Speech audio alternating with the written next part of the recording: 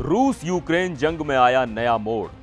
500 north Korean सैनिक और रूस का टॉप जनरल एक ही वार में ढेर। पुतिन का सीक्रेट कमांड सेंटर तहस नहस। ब्रिटिश स्टॉर्म शैडो मिसाइल ने रूस के दिल तक पहुंचकर मचाई तबाही। यूक्रेन के हमले के बाद क्या रहा पुतिन का रिएक्शन? क्या यह हमला खोल सकता है परमाणु जंग का रास्ता? नमस्कार, मैं हूं सिद्धार्थ प्रकाश। रूस यूक्रेन की जंग में अब सिर्फ टैंकों, बंदूकों और सैनिकों की ताकत नहीं, बल्कि हाईटेक हथियारों की ताकत का जोर है। लेकिन इस बार यूक्रेन ने ऐसा वार किया है जिसने रूस और उसके साथी उत्तर कोरिया को झकझोर कर रख दिया है। ब्रिटेन की स्टॉर्म शैडो मिसाइल ने रूस के अंदर उसके दिल तक पहुंचकर ऐसा हमला किया कि 500 उत्तर कोरियाई सैनिक और रूस के बड़े बड़े सैन्य अधिकारी खत्म हो गए। इस वीडियो में हम बताएंगे कैसे ये हमला हुआ, किस पर हुआ, स्टॉर्म शैडो मिसाइल की ताकत क्या है और रूस के गुस्से का अगला कदम क्या हो सकता है। तो पूरी कहानी जानने के लिए वीडियो को आखिरी तक जरूर देखिएगा। 20 नवंबर 2024, रूस का कुर्स्क इलाका, जो कि यूक्रेन की सीमा के नजदीक है। यहां रूस का एक सैन्य बेस था जिसे मारिनो स्टेट के नाम से जाना जाता है।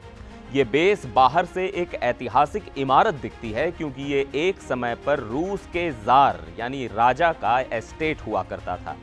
लेकिन अंदर से ये रूस के मिलिट्री ऑपरेशन का बड़ा कमांड सेंटर था। यहाँ सिर्फ रूस के सैनिक ही नहीं, बल्कि उत्तर कोरिया के 500 सैनिक और उनके कमांडर भी मौजूद थे।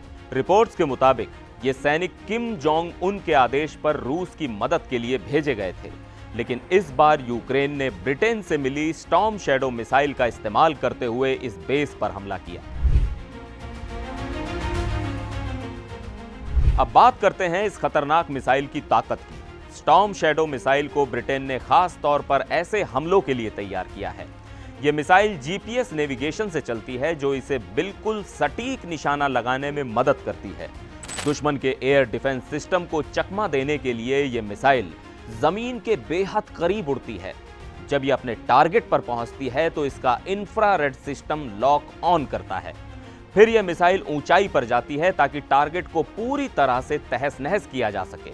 और सबसे खास बात, इसका डिले फ्यूज सिस्टम, यानी मिसाइल पहले टारगेट को भेजती है और फिर अंदर जाकर धमाका करती है। इसकी रेंज 290 किलोमीटर यानी करीब 180 मील है।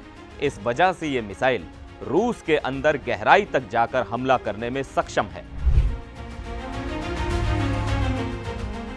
रिपोर्ट्स के मुताबिक इस हमले में लेफ्टिनेंट जनरल वालेरी सोलोदचुक, जो रूस के सदर्न और ईस्टर्न मिलिट्री डिस्ट्रिक्ट्स का कमांड देख रहे थे, मारे गए। उत्तर कोरिया के 500 सैनिक जो रूस के लिए लड़ने आए थे, मारे गए। 18 रूसी मिलिट्री अधिकारी खत्म हो गए, जबकि 18 और गंभीर रूप से घायल हुए। और उत्तर कोरिया का एक बड़ा जनरल जो वहां अपने सैनिकों की अगुवाई कर रहा था, बुरी तरह घायल हुआ। अब सवाल यह उठता है कि उत्तर कोरिया के सैनिक रूस में क्या कर रहे थे? दरअसल जब से यूक्रेन और रूस की जंग शुरू हुई है, रूस ने हर तरफ से मदद मांगी है। लेकिन अमेरिका और नाटो देशों की वजह से कई देश खुलकर रूस का साथ नहीं दे पाए।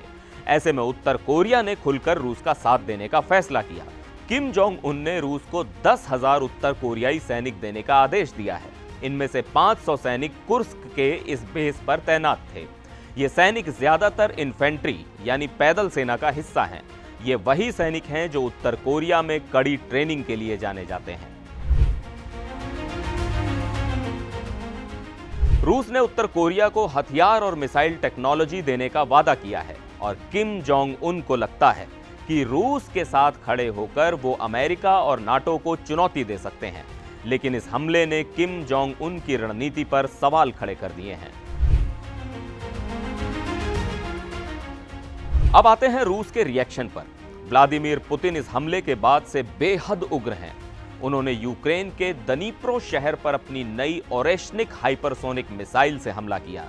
पुतिन ने यह भी धमकी दी है कि अगर यूक्रेन और नाटो ने ऐसे हमले जारी रखे तो रूस परमाणु हथियारों का इस्तेमाल कर सकता है। ये जंग अब सिर्फ रूस और यूक्रेन की लड़ाई नहीं रह गई है। इसमें उत्तर कोरिया, ब्रिटेन, अमेरिका और नाटो देश शामिल हो चुके हैं। ब्रिटेन की स्टॉर्म शैडो मिसाइल ने रूस को बड़ा झटका दिया है, लेकिन इसके बाद पुतिन का अगला कदम और खतरनाक हो सकता है। क्या यह हमला परमाणु जंग की शुरुआत है? ये तो आने वाले वक्त में ही पता चलेगा। वीडियो पसंद आया हो तो लाइक, कमेंट और शेयर करना मत भूलिएगा। आज के लिए इस वीडियो में बस इतना ही। फिलहाल मुझे दीजिए इजाजत। नमस्कार।